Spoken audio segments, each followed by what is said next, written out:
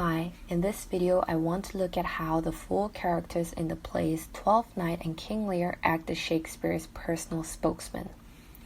For those who are familiar with Shakespeare's plays, you might have noticed how ambivalent Shakespeare can be as a playwright. However, his full characters do not exhibit this ambivalence, and this video will explore as to why and how. Before I get into it, let's briefly cover the background of a fool back in Shakespeare's time. The fool, also known as a jester or a clown, was an entertainer employed by the monarchs in the medieval and Renaissance eras. The fools would also reside with the monarchs so as to provide entertainment on command. Such entertainment would include jokes, songs, dances, storytelling, and many more. Now that we have covered that, one could see how Shakespeare had considered the lifestyle and the context of these fools when incorporating this character into his plays. He had understood that there was potential with the fool characters beyond comic relief. And as mentioned earlier, these fools are people who spend more time with the nobles than any other lower working class, which meant that they most likely were able to gain insight into the lives and mindsets of the nobles. These factors make the fool the perfect third person to observe other characters with an objective stance. After all, as fools they have nothing to lose or gain. This also makes the fool the best character to use as a personal spokesman. Shakespeare had used the historical context to bring out something different. He had shared some of his personal insight with the audience and readers through the fool character. And by having the fools play the same role of a mentor and point out other characters' actions, Shakespeare reveals that seemingly rational actions are not always so rational. So ironically, in Shakespeare's plays, the fool title does not in any way establish a foolish character. I have chosen Twelfth Night, a romantic comedy, and King Lear, a tragedy, because there is not much discrepancy that seems to distinguish the two fools, Feste from Twelfth Night and Lear's fool from King Lear. They both have the same goal of guiding other characters to gain self-awareness of their actions.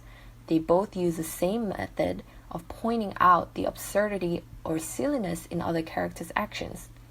Ultimately, they share words of wisdom not just to the other characters, but essentially to the audience and readers as well. An example in Twelfth Night that reveals this is in Act 1, Scene 5, line 356 to 364. No other character but the fool points out the ridiculousness of Olivia's promise to mourn her brother for 7 years. In fact, Orsino, who is in love with this countess, even praises and admires her love for her brother. Feste, the fool, states that Olivia's brother must be in hell, considering that she has to mourn him for 7 years, to which she replies that she believes her brother is in heaven. Feste then alludes to the pointlessness of grieving someone whom she believes is in heaven. Similarly, in King Lear, the fool also provides the same insight to Lear multiple times. Lear has decided to divide up his kingdom among his 3 daughters while intending to remain a king. Lear's faithful servants had tried to reason with him or discourage him from doing this, but he refused to listen. Lear even banishes his most faithful servant Kent when Kent tries to convince the king not to divide up his kingdom. In the end, it is only the fool who is constantly pointing out Lear's mistakes. So what is Shakespeare trying to convey through the words of the fools? Well, in Twelfth Night, through Feste, Shakespeare is pointing out that sometimes people act irrationally to the human condition of death. Olivia may think that it is rational to swear off men to mourn her brother. However, Feste shows her that it will not change the reality she is living in.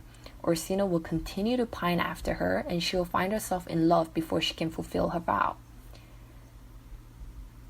And in King Lear, Shakespeare is highlighting that societal change and social status is out of people's hands.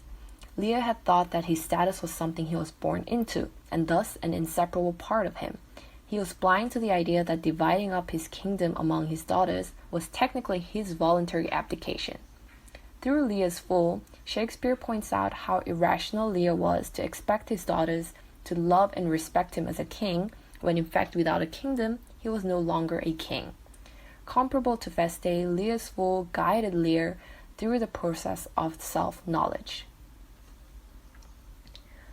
Without a doubt, Shakespeare's views on patriarchy, love, gender, race, and other big ideologies in his plays are ambivalent and subject to different interpretations. However, I believe that his view on the reality of the human condition remains constant, and the Fools reveal this.